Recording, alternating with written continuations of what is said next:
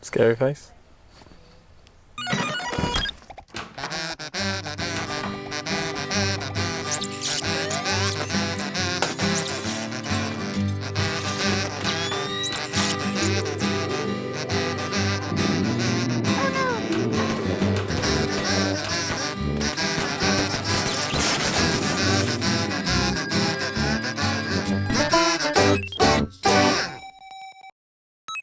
Hello, welcome to Game On, the show that once challenged David Hay to a fight and he chickened out. They're not used to fighting fast guys like me, they're not used to fighting big other slow guys. How did that happen? Because the show isn't a person or a boxer. Doesn't make it, it's just something to say to sound really impressive.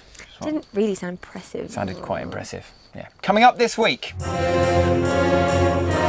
we relive our childhood on a 3DS. Attend the craziest tea party the world has ever seen. And watch a 21-year-old girl get wet. Nathaniel.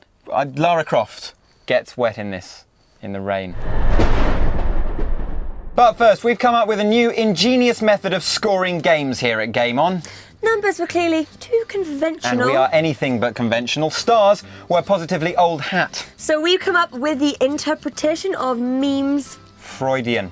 A sliding scale that tells you what's hot and what's not, using a turn of phrase more commonly associated with the hidden alcoves of the internet. We begin with Son, I am disappoint. This is reserved for the very worst games. Yeah, like the ninth circle of hell being reserved for Dan. Just for Dan.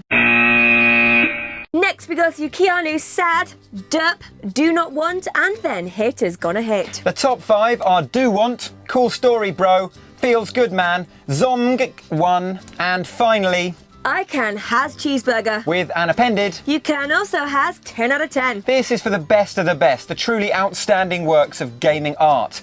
Now you know the scores, let's get on with the show. Yes, Forever Alone, let's do it. Now it's time to don our green tunics and head to Hyrule. The Legend of Zelda is back, and this time in eye-popping 3D. That was a very good link into the review.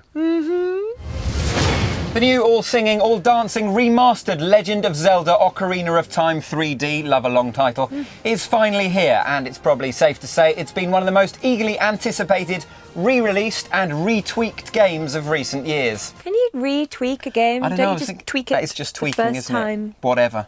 Okay. Anyway, Nintendo have done it, and it worked. For those unfamiliar with Ocarina of Time, let's be honest, it did come out about 1 million years ago. You play as Link, a mute child who chases around a fairy. Yeah. Hey, listen. You are challenged with the quest of stopping a pretty evil dude called Ganondorf from getting his hands on an ancient relic called the Triforce. Can you Triforce? No, what? Yeah, didn't think so. Somewhere along the line, Princess Zelda, who pushed this rather heavy burden on you in the beginning, manages to get herself into a spot of bother. No worries though, time passes As and it the does. mute child Link becomes a presumably fairly illiterate adult. With a much bigger sword. The original Ocarina of Time was met with overwhelming critical acclaim and has gone down in history as one of the greatest games ever. And we're certainly not going to argue with history. Of course, there was a slight concern that either the game was only really good back in the day, Or we're remembering it with rose-tinted glasses, you know those things that everyone can happen. bangs on about. or maybe it simply wouldn't translate with gamers on a modern console. Yeah. Actually, none of that is true. Ocarina 3D is just as good as its N64 counterpart and in some ways even more impressive. Yeah, it's testament to how far ahead of its time the original was, to see that it's lost none of its charm or sheer sense of wonder. Ahead of its time, you say? Probably something to do with the ocarina. Not only is Ocarina of Time probably the definitive title that has influenced many an action-adventure game after it, it's also a brilliant example of how critical a good storyline is. It's important. One of the best things about the original, now replicated in the 3DS version, was the game's ability to draw you in and give you a sense of something epic. It took multiple things to do that. Grand environments that had the ability to whisk you away from the safety and joviality of Kokiri Forest and plunge you into the terrifying and mysterious depths of somewhere like the Water Temple in like an instant. That damn Water Temple 13 years later and I'm still not very good at Yeah, it. that's because you can't Triforce. Even though simply giving us a new handheld version of the 1998 game would have been perfectly acceptable, Nintendo decided to treat us to some lovely new features. These are what may actually mean the 3DS version gives its N64 granddad a run for its money. Grandad. For starters, the new game has a much more impressive look. This is in no small part thanks to the 3D, but also the improved frame rate. It's crisper, sharper, and now you can feel like you're in the game, slashing up a paw or two. Yeah, or relentlessly attacking chickens. Yeah, chicken.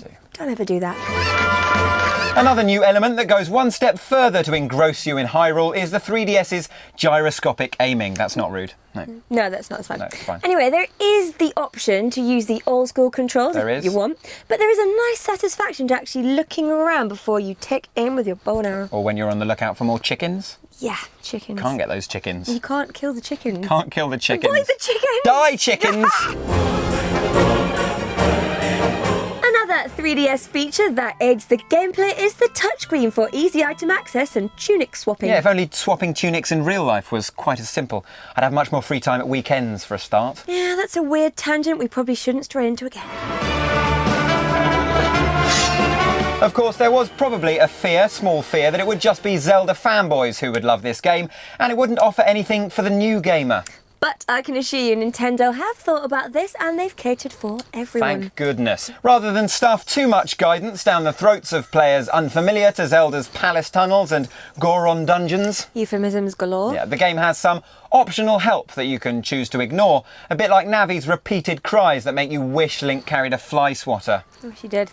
A gossip stone next to your start location will reveal short videos offering up little hints which can be mighty useful if you've managed to maybe forget a few things over the years. Like what happens when you attack chickens? Stop with the chickens already. I can't stop with the chickens. Just talking about chickens all the time. I've forgotten about the chickens, and the chickens have just... all the time. All of these new features, plus the modded Master Quest mode that adds an optional extra challenge to the game, as well as a boss challenge mode, mean there's definitely something new to experience, even if you've played the game dozens of times already. If you haven't ever played the game, then Ocarina of Time 3D is a brilliant, revitalised version of a classic that will succeed in bringing the legend to a new generation. The only downside anyone could really point out with this game is that you're limited to a handheld device. Yeah, you might want to experience it on a larger scale. But once you start playing, you'll see this just doesn't matter. In fact, we probably go so far as to say if you don't own a 3DS, The Legend of Zelda is the excuse you need to buy one. So, using our new interpretation of memes, really pleased with that, we have decided to give The Legend of Zelda Ocarina of Time 3DS a score of, drumroll please, I can has cheeseburger, you can has 10 out of 10. Congratulations. First game. Well done.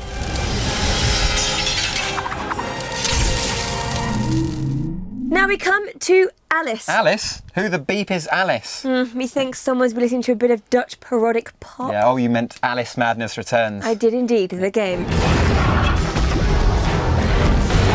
The sequel to 2000's American McGee's Alice is here to plunge us down the rabbit hole, take us through the looking glass, and generally freak us out with crazy imagined worlds and gory creations. And a really creepy cat. That cat is so creepy. So creepy. What is up with that cat? So, first things first, let's deal with the good. Madness Returns certainly has a lot going for it, particularly in the visuals department, that cat for a start. The world of Wonderland is a creation of Alice's mind, as anxieties over the death of her parents in one of those house fires get the better of her. All those crazy house fires. Under the care of a psychiatrist in Victorian London, she soon finds herself delving into the most twisted recesses of her already quite dark mind. Bit of escapism never hurt anyone. Yeah, well, in this world of escape, she does have to defend herself from all sorts of bloodthirsty evil. Yeah, bloodthirsty evil probably did hurt someone. I've not come back here looking for a fight. That's a pity. One's certainly looking for you. The imagination in the game is apparent right from the start. Not only is Wonderland an actual wonder to behold, with levels ranging from smoggy factory-like caverns to a world of Tea Party paraphernalia, but the cutscenes deserve a special mention too. In an age where everyone is obsessed with HD photorealism and sharpness and clarity beyond all possible belief, developers Spicy Horse should be commended for their charming paper cutout styled shorts and hints at a mysterious and intriguing story. Yeah, either that or they just had really big budget problems and could only afford, like, cardboard. Something wrong? As platform games tend to have a bit more of an innocent, childlike feel to them, Return to Madness offers up so much potential to break the mold with its twisted artistry. It's like taking Lewis Carroll's original Weird World and plying it with hallucinogenic drugs. Like Thailand. No. Taking it to Thailand. Like Alice in Thailand. Pretty much. Thailand. My mind is in ruins! The dark story and interesting characters offer the real interest in this game. Which is why it's a shame too much of the focus is drawn away from these aspects, really. There's a heavy emphasis on the combat, which doesn't mean to say it's not fun. Alice gets her hands on a lot of different weapons throughout the game, the highlight of which, for me, is probably the pepper grinder gun. Yeah, it's since made me really wary of when the waiter comes over. Yeah, it's like, get out of here, waiter! Ah!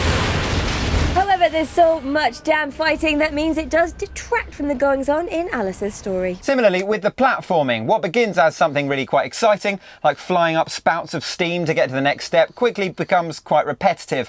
And in all honesty, the levels are probably that little bit too long. Yeah, not enough the story is probably revealed within them, and it takes maybe a while to really draw you in. Mainly due to the fact that it seems more important to master the art of the double jump rather than find out the true cause of your parents' deaths. Yeah. Like the priorities are I slightly... think that would be your priority at the time. The game's specific features receive a similar sparkly first reaction, which quickly turns to more familiarity and maybe indifference. Like the ability to shrink yourself to find secret holes and rewards. It's a nice touch, particularly as it is a nice aspect of the Alice story translated well into gameplay. But because it's a permanent option, perhaps you end up taking it for granted. You mean taking being small for granted? Is that something you have a problem with? Yeah, as imagine a small creature would. Perhaps a rabbit or a... Or a Steph. I'm not small. You're quite small. I'm tall. Smaller than me.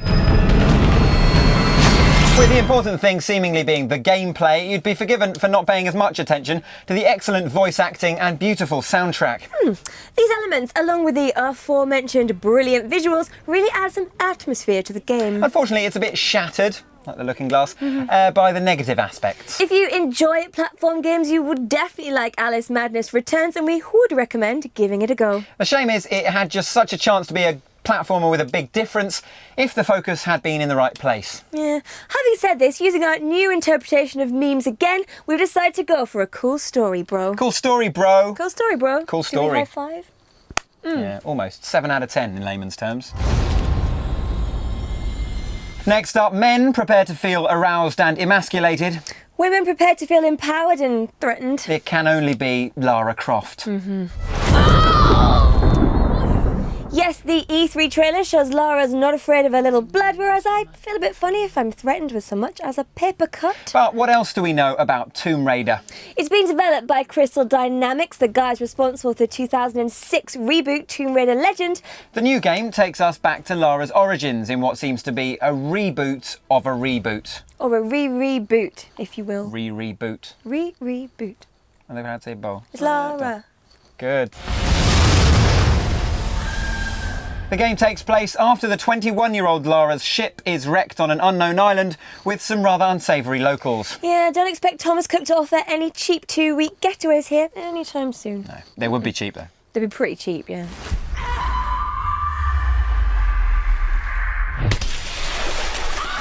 An E3 gameplay demo showed off how the environment is hugely important, both in aiding Lara and in hindering her progress. There's a heavy focus on light and confined spaces, kind of to up the anxiety levels.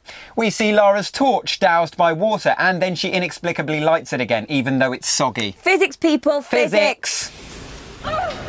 There will also be a specialist survival vision mode sort of thing that players can turn on to highlight key objects when you get really stuck. The devs say this is to give you an insight into Lara's mind. Some girls get excited by a pair of shoes or a handbag. This 21-year-old just loves sharp rocks and kindling. I like kindling. Very similar to Lara Croft then. Love kindling. The love of kindling. Like to carry a Kindle with me. To read books. QuickTime events will test your reflexes.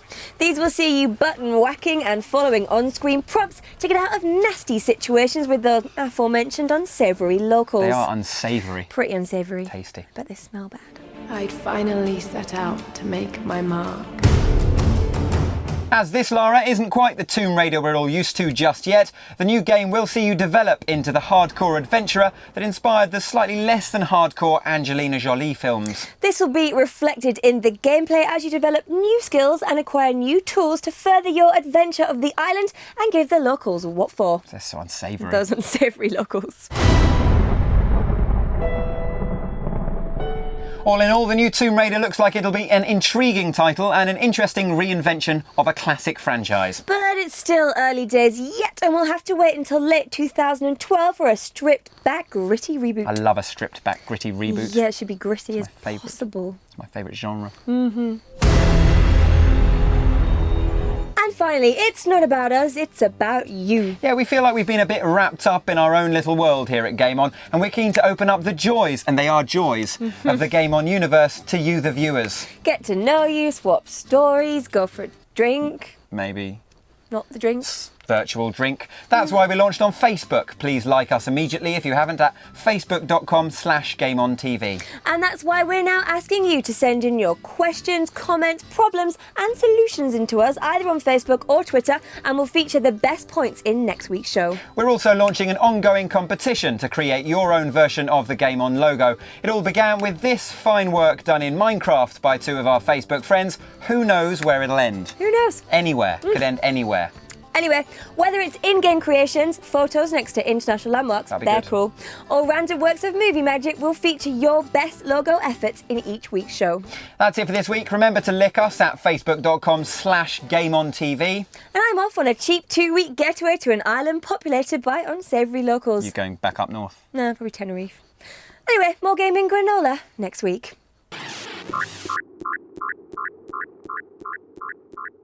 Oh, It's like, it's natural. Dad, you look Yeah. like you've got a moustache today. Really sexy. Very You laugh sexy. like it. Dan's very sexy. Dan looks very sexy today. You've got to keep an eye on your hair. Look at this bit of my Sexy hair. Dan. Steph didn't want to say, let's do it to me. Doi. Stopping an evil dude called Ganondorf with a horse. You stop him with a horse. Is that from Avatar? Isn't it Navi? So not Navis then. Not Navis. So not the blue people then, Dan. Players unfamiliar. Sounds like a sexually transmitted disease. It does. And then I had unfamiliar. That was very, I very... got a bit excited. Making a joke. There we go. 90s pop. I'm really good at it.